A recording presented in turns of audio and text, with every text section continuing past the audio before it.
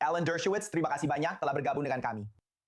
Terima kasih, selalu menyenangkan bisa bersama salah satu mantan mahasiswa saya. Tentu saja. Dan saya mungkin memanggil Anda Alan, tapi Anda akan selalu menjadi Profesor Dershowitz bagi saya. Jadi Profesor Dershowitz Alan, pertama-tama Anda menulis sebuah artikel di The Hill hari ini yang di-retweet atau seharusnya saya katakan diunggah ulang di Truth Social oleh tidak lain dari Presiden Donald J. Trump. Jadi pertama-tama, saat kita berada di sini di Israel, Sakyan. Dan pertanyaannya, apa yang Anda jelaskan tadi adalah bahwa risiko dari perang ini lebih kecil dibandingkan dengan manfaat menghentikan Iran mendapatkan bom nuklir. Tapi Profesor Dershowitz, Alan, seperti yang Anda tahu, harga bensin sedang naik. Negara-negara di seluruh Timur Tengah sedang diserang oleh rudal. Jadi memang sulit untuk tetap bertahan, setidaknya di luar Israel, untuk tetap bertahan secara psikologis. Apa yang bisa dilakukan untuk mengatasi masalah itu?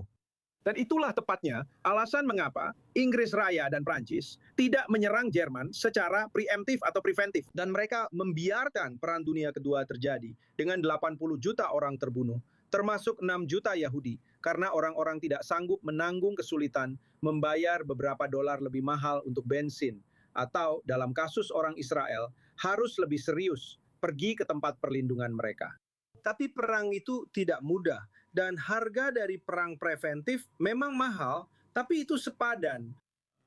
Kita tidak akan pernah tahu berapa banyak nyawa yang bisa kita selamatkan jika ini berhasil. Jika ini tidak berhasil, semoga tidak terjadi. Kita mungkin akan tahu berapa banyak nyawa yang akan diambil Iran jika mereka benar-benar mengembangkan senjata nuklir. Jadi ini memang ada untung ruginya. Dan dibutuhkan seorang presiden yang berani dan seorang perdana menteri yang berani untuk melakukan ini.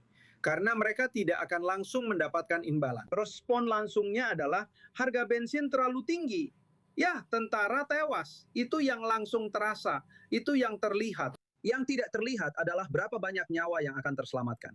Dan itulah mengapa dibutuhkan keberanian bagi seorang presiden untuk mengambil tindakan pencegahan. Sekarang Alan, Anda juga salah satu intelektual publik Yahudi Amerika terkemuka di generasi Anda. Dan saya ingin bertanya, bagaimana orang Yahudi Amerika mengalami perang ini? Dan apakah Anda khawatir tentang dampak terhadap orang Yahudi Amerika dari anggapan bahwa Israel menyeret Amerika Serikat ke dalam semua ini? Tidak, saya tidak khawatir tentang itu. Itu jelas kebohongan. Semua orang yang mengenal Donald Trump, saya adalah pengacaranya. Saya sudah mengenalnya selama bertahun-tahun. Tidak ada yang bisa mendorong Donald Trump melakukan apapun. Jelas, Perdana Menteri Netanyahu ingin Amerika Serikat menghancurkan rudal nuklir Iran tahun lalu. Dan sekali lagi, tahun ini itulah yang seharusnya dilakukan seorang Perdana Menteri. Itu adalah bagian dari tugas Perdana Menteri untuk menekan sekutu jika memungkinkan agar mengambil tindakan yang mendukung kepentingan kedua negara. Tapi Amerika Serikat tidak mendorong siapapun ke dalam perang. Lihat, pelaku terburuk, orang-orang terburuk di Amerika saat ini adalah Yahudi yang membenci dirinya sendiri, Yahudi yang memilih Muhammad, Yahudi yang menandai Hamas, Yahudi yang menjadi pemimpin di beberapa institusi Amerika. Mereka adalah yang terburuk dari semuanya. Dan komunitas Yahudi sangat terpecah. Dan Anda tahu, orang-orang lupa bahwa ada 10.000 Yahudi yang memilih Adolf Hitler pada tahun 1832. Jadi kenapa harus terkejut jika ada puluhan ribu Yahudi yang memilih Mamdani dan mungkin akan memilih seseorang yang bahkan lebih buruk dari Mamdani? Dan mungkin saja ada orang seperti itu dalam pemilihan tahun 2028. Jadi kita punya masalah di komunitas Yahudi. Orang-orang Israel cenderung bersatu mendukung perang ini. Meskipun tidak sepenuhnya, tapi Yahudi Amerika tidak. Mereka lebih khawatir tentang tambahan beberapa ratus dolar per tahun untuk harga bensin daripada mengamankan masa depan Israel dari ancaman nuklir Iran. Orang Yahudi bisa sama egois dan bodohnya seperti kelompok etnis lain di negara ini. Benar, dan tentu saja loyalitas partisan terhadap Partai Demokrat. Dan itu membawa saya langsung ke pertanyaan berikutnya. Alan, Anda sendiri meninggalkan Partai Demokrat setelah puluhan tahun mendukungnya. Dan kita telah melihat Partai Demokrat dan hubungannya dengan Israel, dengan AIPAC, menjadi sorotan utama dalam beberapa minggu terakhir. Sebagian karena perang dan akibat perang tersebut. Anda baru saja menyebutkan berapa banyak orang Yahudi yang akan terus memilih Partai Demokrat karena loyalitas terhadap partai tersebut atau karena kebencian terhadap Israel. Tapi apakah ada segmen orang Yahudi Amerika yang menurut Anda akan mengikuti jejak Anda untuk berpindah pihak dan meninggalkan partai tersebut, baik pada pemilu paruh waktu maupun pada tahun 2028?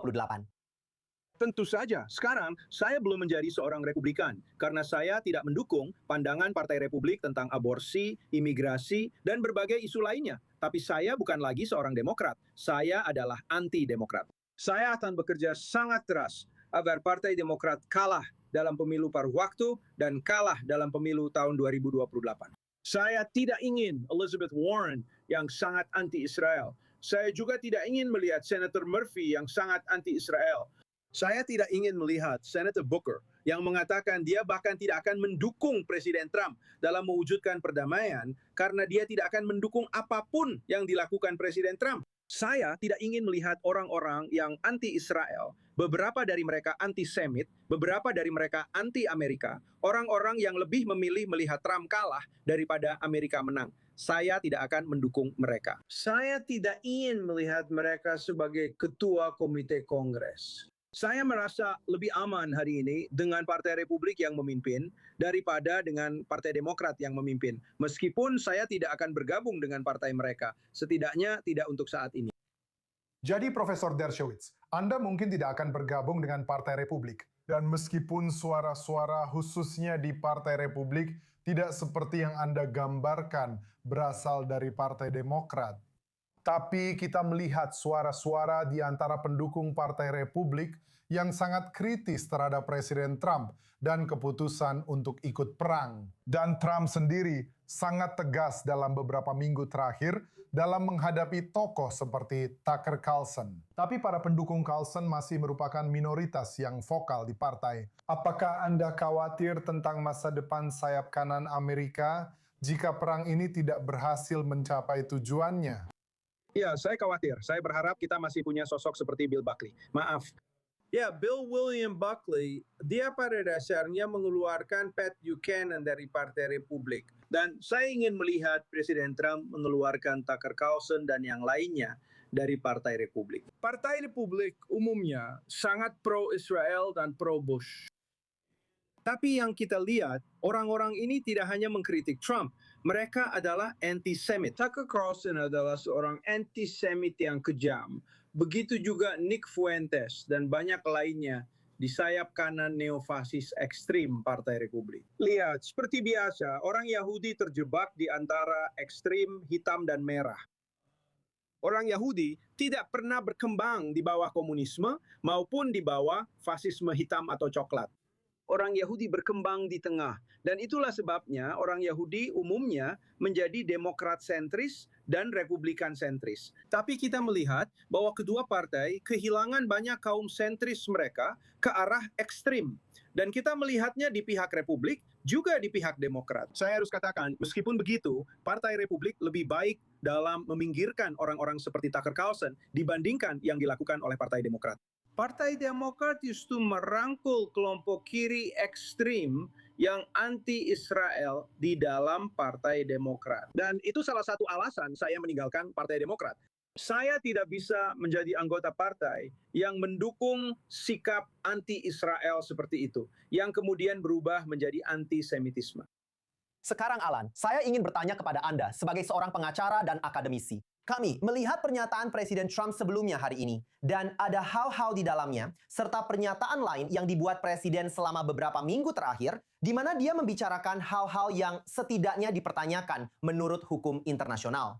Apakah Anda khawatir tentang masa depan hukum internasional, tentang hak asasi manusia, dan hukum humaniter, serta hukum perang?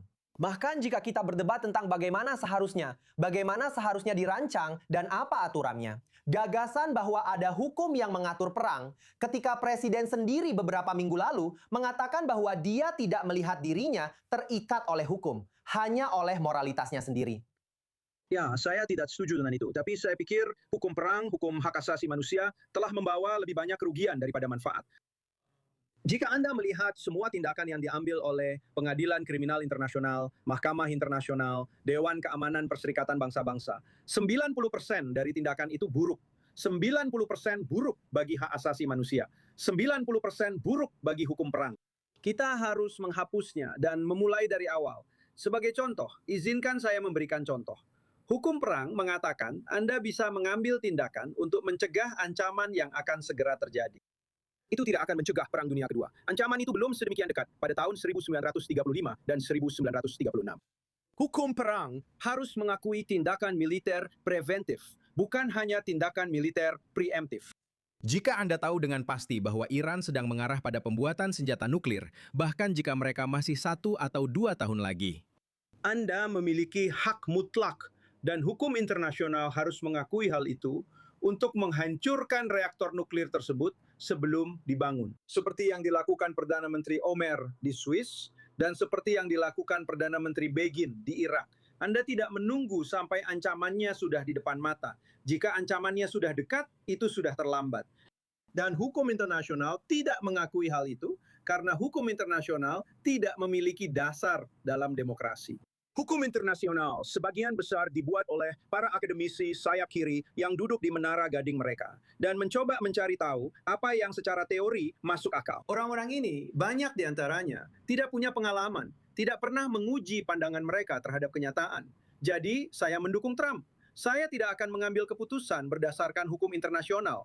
Dean Acheson yang bijak pernah berkata bahwa tidak ada negara yang pernah menyerahkan kelangsungan hidupnya kepada para pengacara dan hukum. Jadi, kecuali hukum mulai mencerminkan realitas dan mencerminkan kenyataan bahwa tindakan militer pencegahan tidak hanya diinginkan, tetapi juga merupakan keharusan. Kita seharusnya tidak mengambil tindakan berdasarkan pandangan kiri, keras-keras dan radikal tentang hukum internasional.